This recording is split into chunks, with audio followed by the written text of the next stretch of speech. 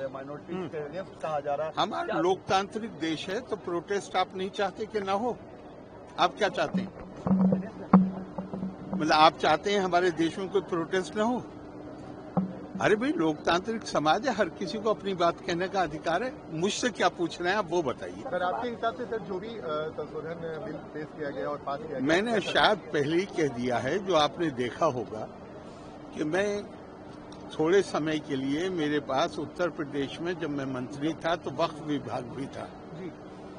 सारे मतलब पूरे वक्त उन्हीं लोगों से मिलना होता था जिनके मुकदमे चल रहे थे आपस में, चूंकि प्रॉपर्टी का मामला है और पुराना फैसला है कि वक्फ काहे के लिए है। मैं आपसे पूछ रहा हूं, वक्फ काहे के लिए? मैं अपनी प्रॉपर्टी को कहता हूं कि ये अब मेरी प्रॉपर्टी नहीं है, ये प्रभु की, अल्लाह की प्रॉपर्टी। तो अल्लाह की प्रॉपर्टी का इस्तेमाल किसके लिए किस कामों के लिए होना चाहिए? आपसे पूछ रहा हूं, किस काम के लिए होना चाहिए? धर्मार्थ के लिए, जन कल्याण के लिए, गरीब आदमी को फायदा पहुंचाने के लिए। पटना में कितने वक्फ हैं? कौन सा वक्फ कौन सा हॉस्पिटल चला रहा है, उसका नाम बताइए। कोई अनाथालय चला रहा है वक्फ, कोई बड़ा अनाथालय। और ये ध्यान रखिएगा कि वक्फ करने वाला एक विशेष समुदाय का हो सकता है, लेकिन वक्फ का जो फायदा है, आप कहें तो मैं कुरान की आयत भी कोट कर सकता हूं, इन्नमा सदकातु लिल फुक़राए वल मसाकीन।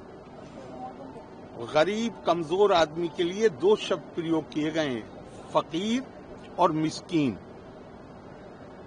तो जब पूछा गया कि भाई ये दो क्यों है, तो कहा गया फकीर है जो डेस्टिट्यूट है, निर्धन है, मुसलमान, और मिस्कीन है जो गैर मुस्लिम है। दोनों का बराबर का अधिकार। आप मुझे एक बताइए, कोई संस्था, पटना में बहुत वक्फ हैं, ये ध्यान रखिएगा, पर एक संस्था बताइए कोई मुझे जो निर्धन के लिए, गरीब के लिए, कमजोर के लिए काम कर रहा है। क्या हो रहा है वहां पे? सिर्फ आपस में मुकदमेबाजी। वक्फ अलल औलाद को तो कानूनी तौर पे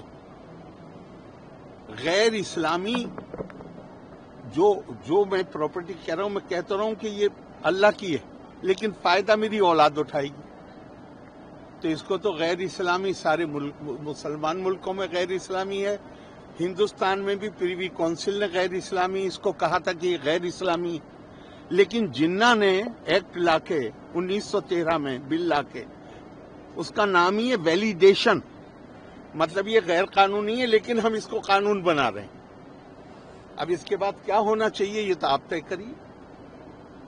बहुत ज्यादा सुधार की जरूरत है और मैं मानता हूं कि ये जो बिल पास हुआ है, जो अब कानून बन गया या बन जाएगा, ये उस दिशा में बड़ा ठोस कदम।